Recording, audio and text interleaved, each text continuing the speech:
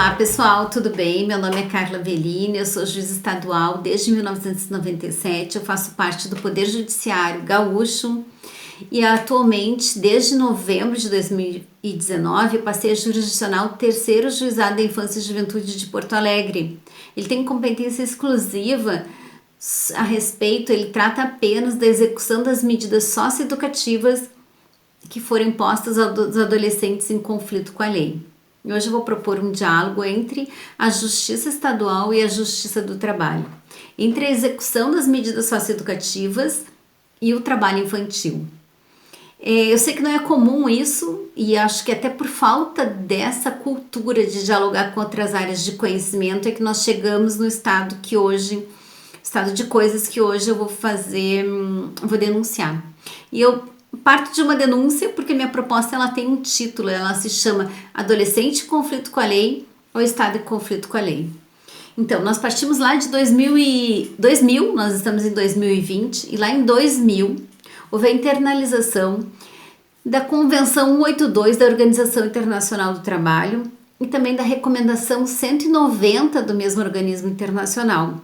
Eles foram ratificados pelo Estado brasileiro e passaram, então, a fazer parte do nosso arcabouço jurídico, né? As normas que o juiz, a partir de então, tem o dever de aplicar e de fazer um controle de convencionalidade, de entender qual a hierarquia dessa convenção que houve com a internalização e se a gente vai conferir um status de uma lei com status constitucional ou não. No caso, segundo o entendimento do STF,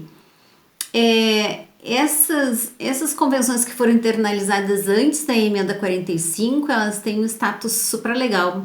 Não é como se fosse a Constituição Federal, mas elas estão acima da legislação nacional. E isso é importante por quê? Porque essa convenção e essa recomendação de 2000, elas definiram, houve todo um movimento internacional para então declarar que o adolescente, que a menina e o menino que trabalham para o tráfico de drogas, que trabalham para o narcotráfico, que são explorados por essas organizações criminosas, eles na verdade, eles são vítimas de exploração. E se trata isso de um trabalho infantil que deve ser combatido, que deve ser erradicado. O Brasil assim se comprometeu em relação a outras atividades que essas crianças estavam sendo exploradas.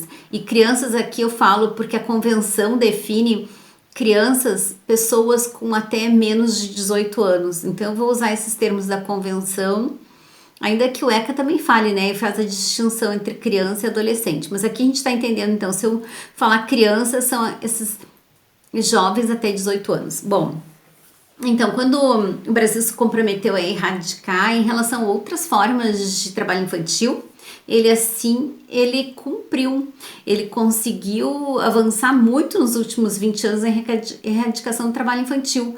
Mas a pergunta hoje, o que a gente vai apresentar aqui em relação a essas crianças vítimas da exploração do trabalho infantil, como é que se deu? O que aconteceu nesses 20 anos? Bom, então essas crianças que trabalham para as organizações criminosas, para o narcotráfico, em 2008, inclusive, houve uma internalização da lista TIP da OIT, que é essa organização internacional do trabalho, e a exploração por parte do narcotráfico foi considerada uma das piores formas de trabalho infantil.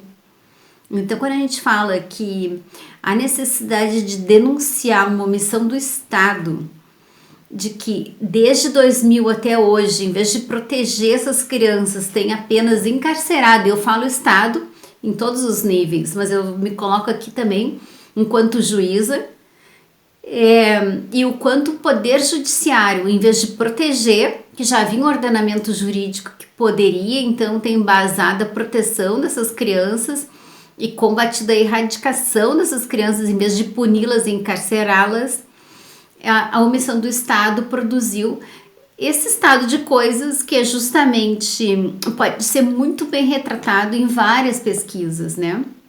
Então nós vamos começar, e vocês procurem por favor na internet o mapa do encarceramento juvenil. Nós vamos olhar também o mapa da violência 2019 E isso vai dar a cor, porque é importante a gente fazer a distinção. Toda vez que a gente fala em encarceramento, nós vamos ver que isso está muito marcado. Tem uma questão de classe, né? Porque quem que vai para as nossas prisões ou para nossas unidades de internação, e de raça. Então, quanto à questão da justiça encarcerar e da justiça ser branca, eu aqui recomendo muito a segunda aula desse curso da JD com a juíza trabalhista Gabriela Lacerda. Ela vai fazer todo um apanhado, uma análise, assim, e vai remeter também a outros livros, outras pesquisas. O CNJ mesmo é uma excelente base de dados para comprovar que a nossa justiça é branca. E também, ao mesmo tempo, essas fontes que eu acabei de citar, para a gente comprovar que a justiça, enquanto Estado, está se omitindo, em vez de combater o tráfico e erradicar esse trabalho infantil, ao contrário, vem punindo e encarcerando essas crianças que, na maioria das vezes, tem raça e tem classe. A gente está falando aqui de jovens, essa juventude periferizada, empobrecida e negra. São essas crianças que deveriam ser protegidas pelo Estado, que fazem parte de um sistema que, ainda que se chame socioeducação, evidentemente que tem um viés punitivista, que tem um viés retributivo, né? Se nós pensarmos que as medidas de proteção, as medidas protetivas que também tem no ECA e que não estão sendo aplicadas para essas crianças, a gente entende bem o que eu tô falando. Mas essa questão do tráfico, inclusive dessas crianças participarem do tráfico, de serem os soldados do tráfico, desde 2000 vem sendo produzido muito material. Eu acho bem importante a gente entender a complexidade dessa guerra às drogas, a complexidade desse mundo do narcotráfico e também do tráfico de armas, que ele está muito imbricado. São grandes organizações, são transnacionais, na verdade, né? Porque elas tem toda uma ligação com a Europa, com os Estados Unidos, toda a América Latina, e as nossas crianças estão nesse contexto.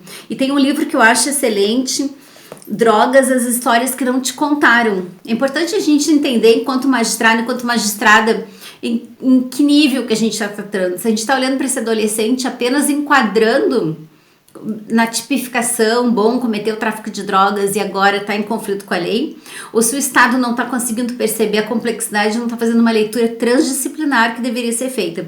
Esse livro da Ilona Szabo eu acho excelente, Drogas, Histórias que não te contaram. Eu acho que ele é uma saída, assim, para a gente começar a perceber do que mundo que a gente está falando. Outra questão também, em relação à importância do judiciário nesse estado de coisas, vou trazer uma tese de doutorado de um colega nosso que também é da JD, o Marcelo Semer, que vai falar sentenciando o tráfico, o papel dos juízes no grande encarceramento. Então, quando eu digo isso, dizendo que nós, juízes, temos que rever as nossas posições, percebermos de que forma a gente está encarando essas crianças que são vítimas. Esse aqui ele vai falar dos jovens, né? A juventude negra encarcerada, que essa é a grande questão, que é uma responsabilidade também do judiciário. E para a gente entender melhor a situação dessas crianças, nós podemos nos remeter primeiramente ao excelente trabalho do MV Bill e do Celso Ataíde, que tem um documentário e também tem esse livro, Falcão, Meninos do Tráfico. Isso aqui é excelente para a gente começar a entender, né? Quem são essas crianças que estão sendo vítimas de uma das piores formas de trabalho infantil. A Vera Malaguti Batista, no Rio de Janeiro, então ela também vai lançar o livro Difíceis Ganhos Fáceis, Drogas e Juventude Pobre no Rio de Janeiro. Quem são essas nossas crianças, né? E a Marisa Pfefferman também, Vidas Arriscadas, o cotidiano dos jovens trabalhadores do tráfico. Se a gente não conseguir contextualizar essas crianças que estão sendo encarceradas, que têm gênero, porque a maior parte são meninos, que tem classe, que são os empobrecidos, são os periferizados, e que tem raça, que a maior parte são negros, a gente não vai conseguir entender por que nós chegamos nesse momento que ignoramos completamente essas leis protetivas, ignoramos completamente esse arcabouço, né, de medidas internacionais que foram internalizadas, que nosso Estado se comprometeu e nós então colocamos para cumprir medidas socioeducativas, né, em unidades de internação que nada mais são do que é privação de liberdade, essa é a grande verdade.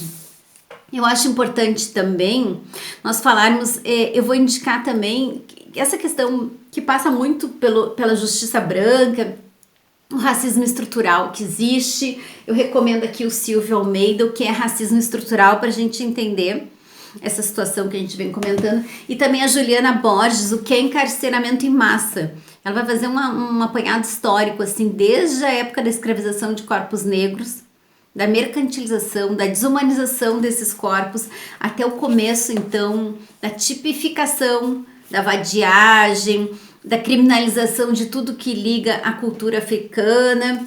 Então a gente vai conseguir chegar vai conseguir desenhar um estado. Essa é a necessidade da gente dialogar. O Ministério Público do Trabalho vem fazendo um trabalho de conscientização importante a respeito da questão do trabalho infantil, mas agora a importância de que as justiças estaduais e o Ministério Público Estadual, com a rede, com toda uma rede de proteção, todos os organismos que trabalham com a infância e juventude, que passem a enxergar essas crianças como de fato elas são. Inclusive tem uma tese de mestrado aqui do Rio Grande do Sul, que é excelente, da Daniela Ferrugem, que eu recomendo muito, Guerra às Drogas e a Manutenção da Hierarquia Racial. Também a gente vai conseguir compreender melhor como as coisas chegaram onde nós estamos, para a gente poder desenhar para onde é que a gente vai. Porque que a guerra às drogas faz muitos anos, né?